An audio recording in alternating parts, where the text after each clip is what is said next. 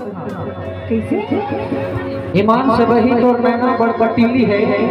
तो लगा हो का होत है खाया कर जाके मन नहीं जाऊंगे मन लगो ऐसे तबे तो कहा था बोला काका थे अरे इन आंखों में अगर आंसू ना होती तो आंखें इतनी खूबसूरत ना होती। इन आंखों में अगर आंसू ना होती तो आंखें इतनी खूबसूरत ना होती। जिंदगी में अगर दर्द ना होती तो खुशियों की कोई कीमत ना होती। अरे मांगने से मिल जाता हर चीज इंसान को। सुनना अरे मांगने से मिल जाता हर चीज इंसान को तो दुनिया में कभी भगवान की जरूरत न होती। लेकिन ईमान से गाड़ी तो नखरा बड़ भारी है वो। तबे तो कहा था तोला बताओ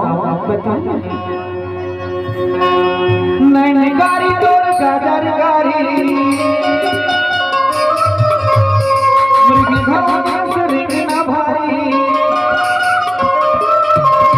तुके मारे छुरी कटारी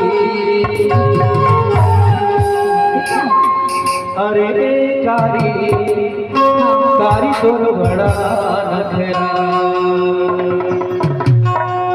अरे कारी कारी तोर बड़ा नखरा नहीं कारी तोर गजर कारी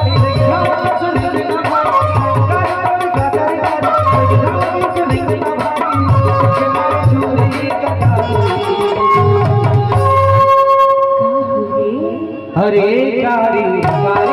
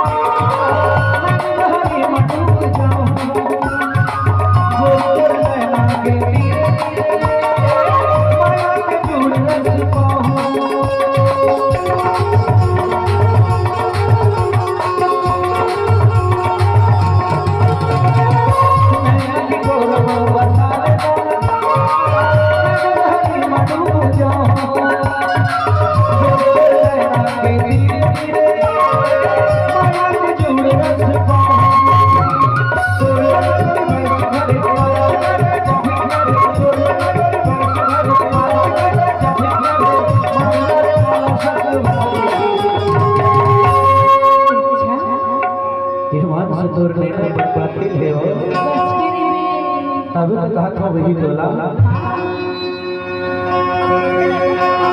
अरे गाड़ी गाड़ी